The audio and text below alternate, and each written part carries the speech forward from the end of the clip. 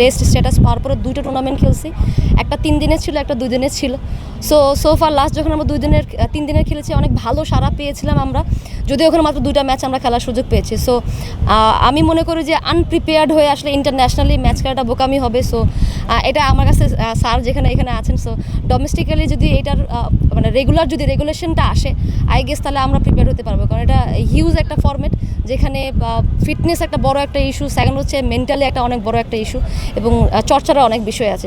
প্রথমে আমি মনে করি যে যদি আমরা ঘরোয়া ক্রিকেটে এটাকে ইন্ট্রোডিউস করাই বেটার ওয়েতে এবং রেগুলেশন নিয়ে আসি এই টুর্নামেন্টের, আই গেস ইন ফিউচার ইনশাআল্লাহ হয়তো বা কেরিয়ার শেষের আগে একটা ম্যাচ খেলে যেতে পারি। ওভারফ্লো কিংবা লিকেজের ঝামেলা, ঠিক এই সমস্যার সমাধানে এসেছে স্মাইল বেবি ডাইপার। এর সুপার অ্যাবজর্পশন টেকনোলজি এখন দেয় 30% বেশি শোষণ ক্ষমতা।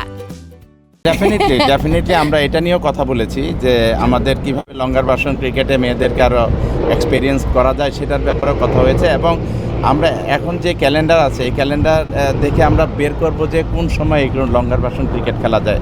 কারণ লঙ্গার ভার্সন ক্রিকেটে যদি না খেলতে পারে, মানে 3 দিন 4 দিনের ম্যাচ যদি আমরা করি, সেই ক্ষেত্রে তারা যদি 4 দিন খেলতে পারে এটার অভিজ্ঞতা অবশ্যই দরকার আছে। আপনি দেখেন T20 50 ওভার্স ম্যাচ একেবারে ডিফারেন্ট হলো টেস্ট ম্যাচ।